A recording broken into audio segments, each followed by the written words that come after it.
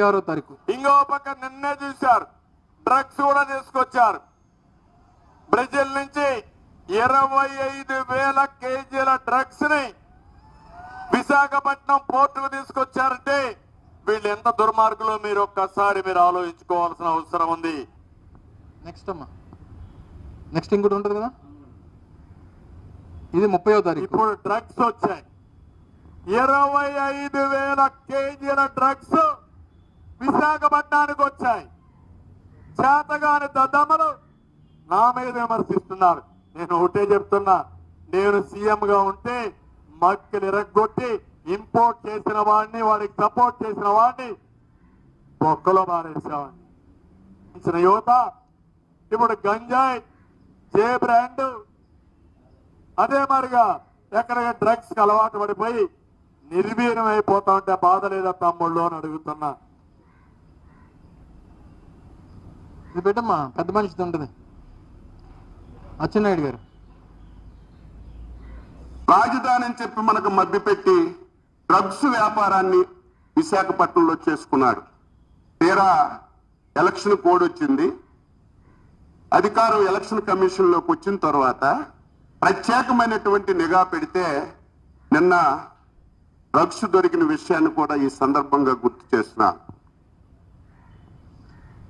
ఇది చంద్రబాబు నాయుడు గారు అనేక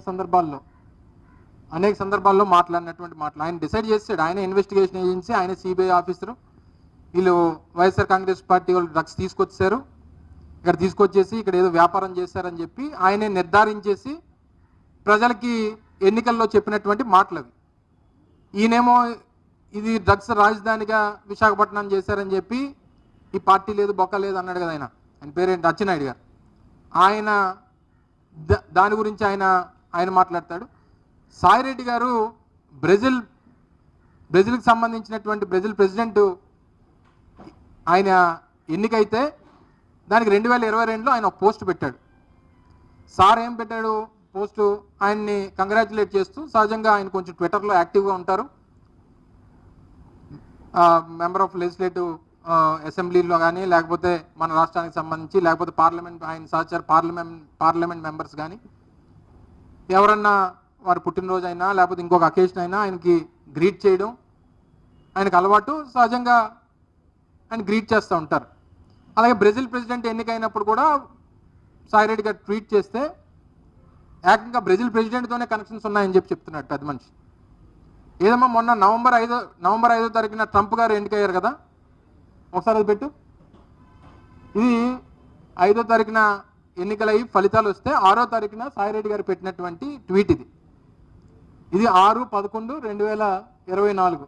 I'm confident that victory for mister Donald Trump will lead to A stronger India US relationship అని చెప్పి వారిని కంగ్రాచులేట్ చేస్తూ పెట్టినటువంటి ట్వీట్ అది.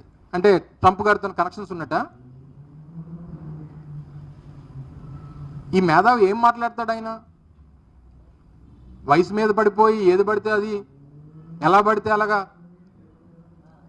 ఎన్నికల కోసం అధికారం కోసం ఏదన్నా చేసేస్తాం, ఏదన్నా మాట్లాడేస్తాం.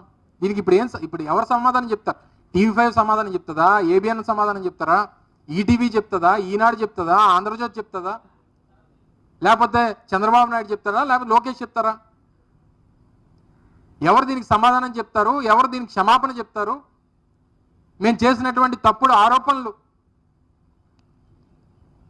వైఎస్ఆర్ కాంగ్రెస్ పార్టీ మీద, జగన్మోహన్ రెడ్డి గారి మీద మేము తప్పుడు ఆరోపణలు చేశాం, అనవసరంగా ఆయన మీద నిందలు మోపాం, వారిని క్షమాపణలు కోరుతున్నామని చెప్పమనండి. మీరు చేయాల్సిన దుష్ప్రచారం అంతా చేసి ఈ రకంగా ఈరోజు సిబిఐ ఒక డెసిషన్ చెప్పి ఈరోజు ఇందులో ఎవరు లేరు వైఎస్ఆర్ కాంగ్రెస్ పార్టీకి కానీ, అసలు అందులో డ్రగ్స్ లేవని చెప్తే కుక్కిన పేర్లాగా ఎవరో మాట్లాడరు. దీనికి సంబంధించి మా శాసనమండలి ప్రతిపక్ష నాయకులు బొత్స సత్యనారాయణ గారు కూడా 7వ తారీఖు, గత నెల 7వ తారీఖున అమిత్ షా గారికి కూడా ఒక లేఖ రాశారు. 11వ తారీఖున 11/11/2024 ఇది బొత్స సత్యనారాయణ గారు, ఇది కాపీ టు చంద్రబాబు నాయుడు గారు కూడా పెట్టారు. పెద్ద చేయమ్మా, పైకి. ఇది దీనికి సంబంధించి ఇదే డ్రగ్స్ కేసుకు సంబంధించి త్వరితగతిన విచారణ చేపట్టండి, ఇందులో దోషులు ఎవరు, ఇందులో ఎవరు ఇన్వాల్వ్ అయి ఉన్నారని చెప్పి కేంద్ర హోంశాఖ మంత్రి అమిత్ షా గారికి రాసినటువంటి లేఖ కరెక్ట్గా గత నెల 11 అంటే అసెంబ్లీ సమావేశాలు మొదలైనటువంటి రోజున ఒక కాపీ చంద్రబాబు నాయుడు గారు కూడా పెట్టారు. అంటే మీరు చేస్తున్నటువంటి దుష్ప్రచారం మా పార్టీకి కానీ మా నాయకులకు కానీ ఏ రకమైనటువంటి సంబంధం లేదు, అసలు మీరు అనవసరంగా తప్పుడు ప్రచారం చేస్తున్నారు, మా మీద లేనిపోయినటువంటి ఆరోపణలు చేస్తున్నారని మొదటి నుంచి చెప్తా ఉన్నాం. మీద ఇప్పుడు ఉన్నటువంటి ఒక 4-5 ప్రశ్నలు మా కానీ ప్రజలకు కానీ, ముఖ్యంగా ప్రజలకు ఉన్నటువంటి ప్రశ్నలకి సమాధానం చెప్పాల్సిందిగా మీ ద్వారా కోరుతూ నేను ఈ ప్రెస్ మీట్ని క్లోజ్ చేస్తాను. 2024 మార్చి 16 కంటైనర్ విశాఖ వచ్చింది. 2024 మార్చి 16 తారీఖున. మరి 21 వరకు ఎందుకు బయటకు రాలేదు, అప్పుడే 21న ఎందుకు బయటకు వచ్చింది అనేటువంటి దానికి సిబిఐ చెప్తుందా, చంద్రబాబు నాయుడు గారు చేసిన ఆరోపణలు చేసినటువంటి చంద్రబాబు నాయుడు గారు చెప్తారా అనేటువంటి దానికి సమాధానం చెప్పాలి. నేరుగా సిబిఐ వ్యవహారాన్ని చూడడం, కనీస నిర్ధారణలు చేయకుండా ఎల్లో మీడియాకు, కూటమి పార్టీలకు లీకులు ఇవ్వడం, 21వ తారీఖు సాయంత్రమే ప్రెస్ రిలీజ్ ఇస్తే 22 నుంచే దాని మీద దుష్ప్రచారం చేయడం, ఇదంతా ప్లాన్ ప్రకారం జరిగింది కాదా అనేటువంటి ప్రశ్న ఈరోజు ప్రజల్లో ఉంది. దీనికి సమాధానం చెప్పాలి. అలాగే ఢిల్లీ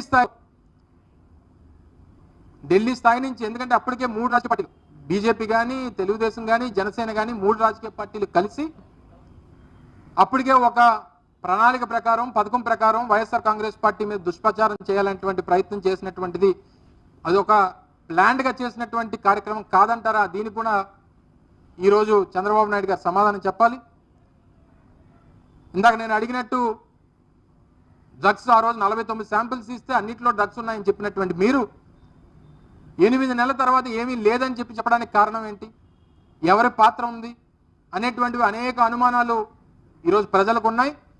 ఈ అనుమానాలను కూడా నివృత్తి చేయాల్సినటువంటి అవసరం ఉంది. ముఖ్యంగా విశాఖపట్నం నగరం మీద, విశాఖపట్నం బ్రాండ్ ఇమేజ్ మీద కూటమి పార్టీలు, ముఖ్యంగా చంద్రబాబు నాయుడు గారు నిన్న వచ్చి నాలెడ్జ్ హబ్ అంటాడు, ఒకసారి ఐటీ రాజధాని అంటాడు, ఆర్థిక రాజధాని అంటారు, డ్రగ్స్ రాజధాని అని చెప్పి మీరు ఎన్నికల్లో రాకముందు డ్రగ్స్ రాజధాని అంటారు. ఇన్ని రకాలుగా విశాఖపట్నానికి సంబంధించినటువంటి బ్రాండ్ ఇమేజ్ని దెబ్బతీసేటువంటి కార్యక్రమం చేసినటువంటి మీరు ఈ ప్రాంత ప్రజలకి, ముఖ్యంగా ఉత్తరాంధ్ర ప్రజలకి క్షమాపణ చెప్తారా అన్నటువంటి ప్రశ్న ఈ ప్రాంత ప్రజలు అడుగుతా ఉన్నారు. దయచేసి ఈ ఆర్గనైజ్డ్ దుష్ప్రచారాన్ని ఇప్పటికన్నా దయచేసి రానటువంటి కాలంలో ఉన్న ప్రజలు నమ్మొద్దు అనేటువంటి విషయాన్ని మరొకసారి మా పార్టీ ద్వారా, మీ ద్వారా ప్రజలందరినీ కూడా కోరుతా ఉన్నాం. Thank you. అదే చంద్రబాబు నాయుడునే తప్పడతాం. మా మీద దుష్ప్రచారం చేసింది ఎవరు?